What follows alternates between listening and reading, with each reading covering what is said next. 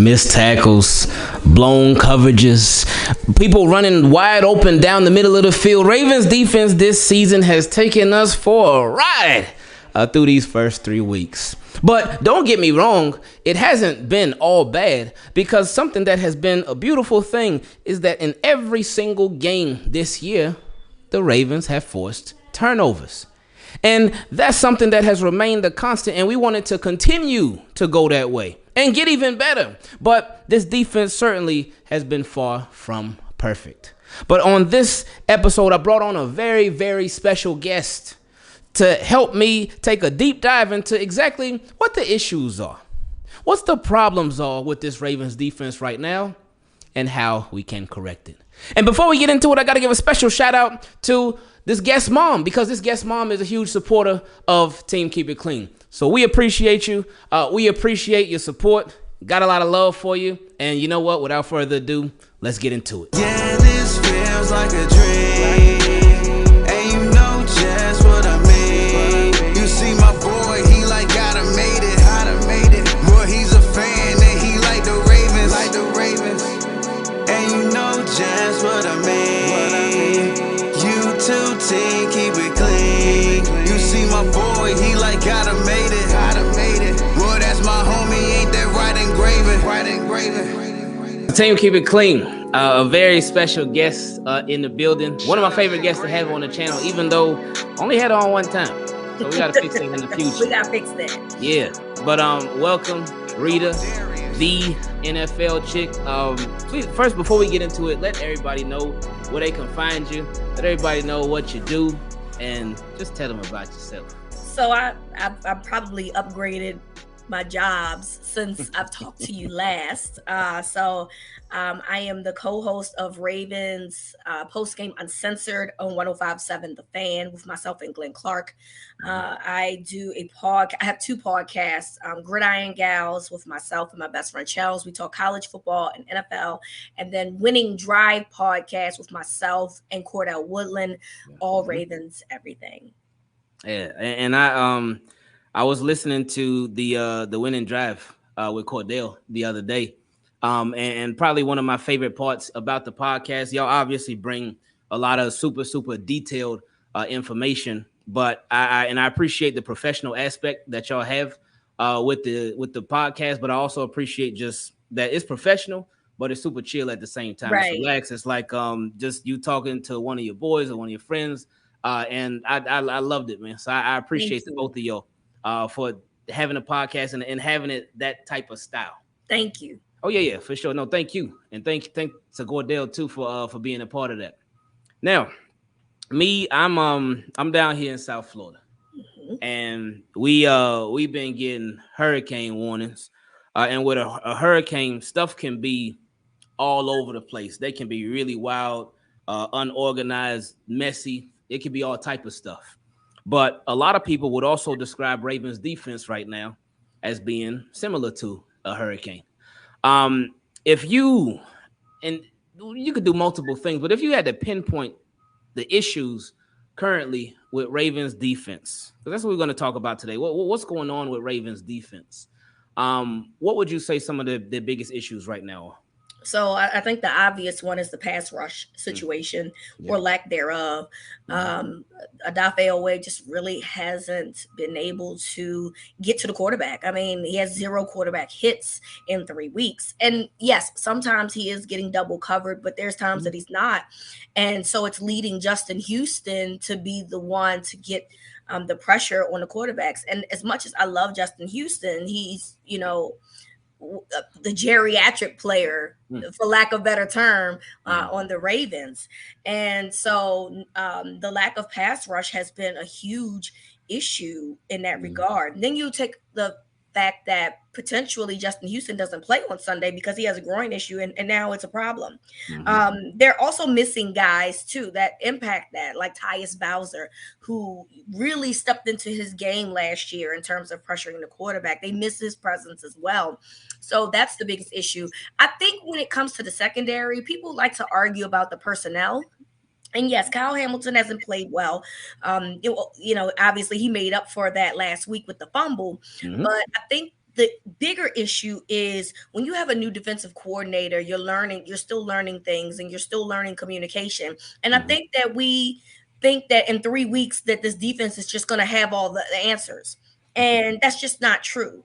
You learned in the Dolphins game that, you had Jalen Armour Davis on Tyreek Hill by himself. Well, that was a miscommunication problem. You know what I mean? It wasn't that that's was supposed to be the case. He was supposed to completely be bracketed, but there's some miscommunication there. And I think that that's going to happen when you have a new offensive coordinator who's still implementing his system into what the players are doing. So I think those two things are the biggest issues. I do still believe that this secondary can be good.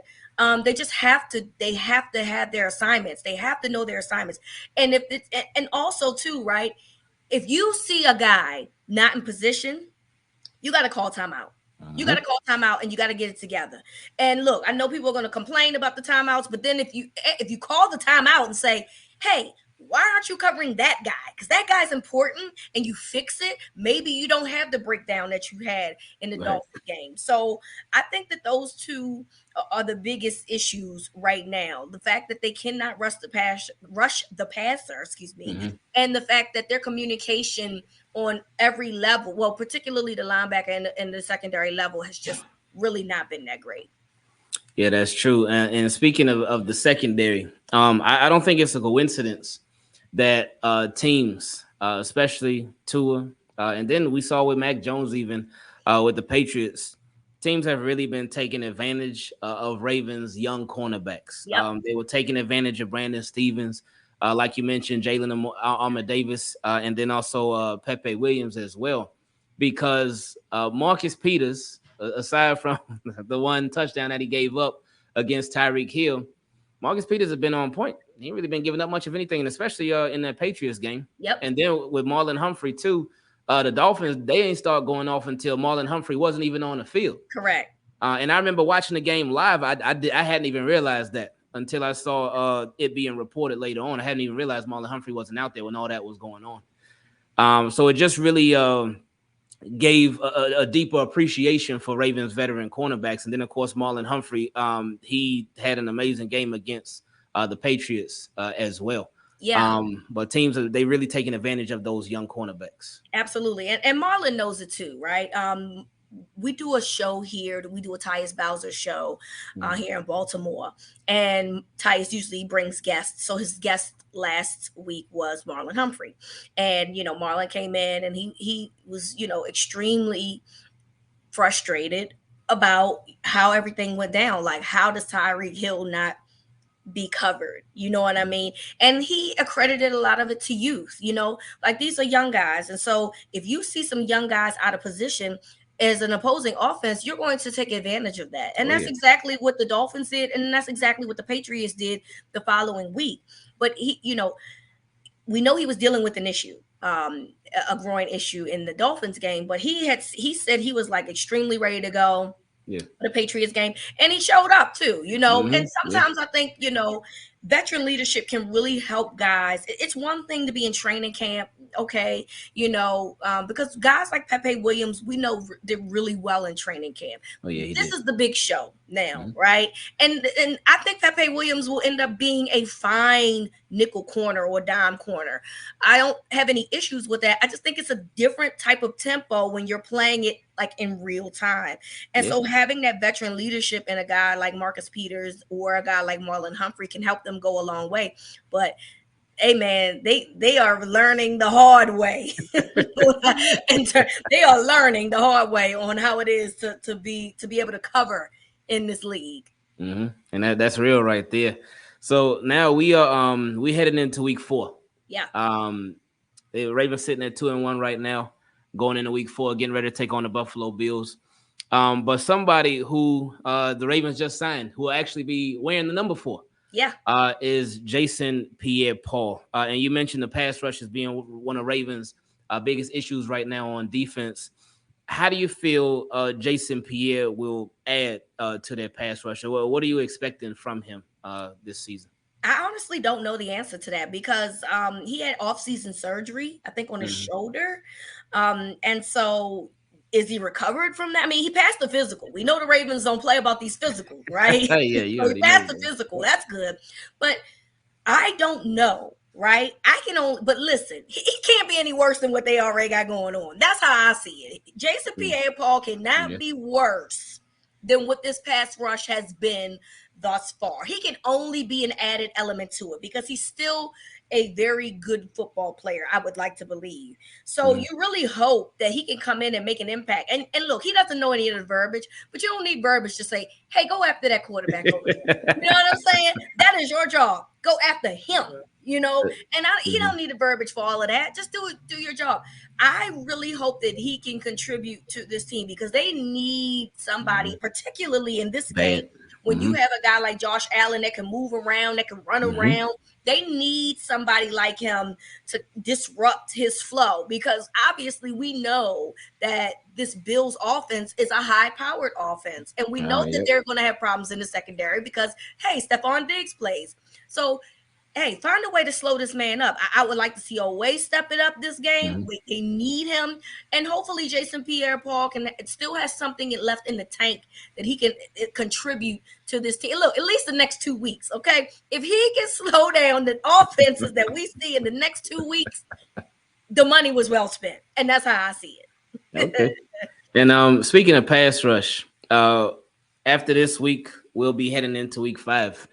And that is when Tyus Bowser, he'll be eligible to begin his return to the Baltimore Ravens, since right now he's on the PUP list. So with him, he's looked good when we've seen him walking around and whatnot. It looks like there hasn't been any setbacks, but from a different angle, since you do the show with him, how have his spirits been? How has his vibe been? And how has his mindset been? As he's still been out. He's very high. He feels very confident that he'll be able to return soon. He said he feels good.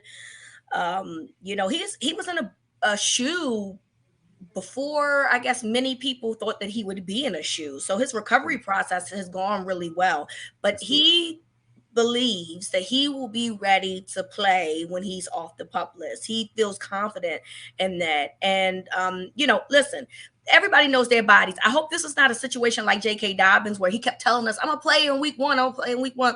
And the team was like, hey, not yet, because you're not ready yet. You know, hopefully he's saying that not because he wants to be back out there, but because he actually feels like he's ready to go. Obviously, the team could use him. So that's the thing. I just hope that they don't rush him back too soon. But from what he tells us, because we ask him every week, how you feeling? You know, how you doing? He's like, I'm ready to go. I'm ready to roll. So hopefully that's the truth. And that the Ravens agree that he's like good to go. And we can see him in week 5 because they can really use him against the Bengals. Oh, yeah. So in closing, we talked about the secondary. We talked about the pass rush. With our inside linebackers, Patrick Queen, he started off against the Jets. He was hot. Yep. He was on it. Then the last 2 games, there've been some ups and downs. But one thing that I always see with Patrick Queen, and it's been like this for the past couple of years, and it hasn't changed in this season. But Patrick Queen, it's like he'll be around the play. Yep. He'll be around it, but sometimes he just won't finish. Yep. And that's I think is his biggest hurdle right now, and what could take him from being good to being like really good. If he can get over that hurdle. What have you seen from Patrick Queen just this year overall? I mean, flashes of why he's the first round draft pick. You've seen flashes, but ultimately, you know, Queen PQ is inconsistent. And I think if you ask him, he'll probably agree to that too. You know, you drop a sure pick 6. Oh yeah, he was in a game against the Patriots, and the football gods never take kindly to people who drop short things ever. Never happens. So what happens the very next play? Patriots scored a touchdown. So you know, you have to finish. You have to finish. I agree with you. There's times where it's like, okay, this is it. This is hopefully here. There's some consistency, and then there are moments where it's like you were there. You were right there. What's Yeah. going on? You know what I'm saying? So we saw at the end of last year when they moved him that he had gotten some rhythm and he had gotten some consistency. You really hope that, this is just, look, week 3, everybody's kind of, particularly on defense, is kind of playing just all over the place, and hopefully he's no different. But the Ravens really are going to need Patrick to be a little bit more consistent, and Right. in order for this defense to fully work. If you're around to play, you gotta finish the play. You gotta finish it, and there's no excuse for that. So I'm betting on him to get it together. He did it last year. I don't see why he can't do it this year. But as of right now, he's playing up and down and inconsistent. Right. So hopefully that can be corrected. Now, just to circle back to something that you mentioned early on, Ravens are in a brand new defense.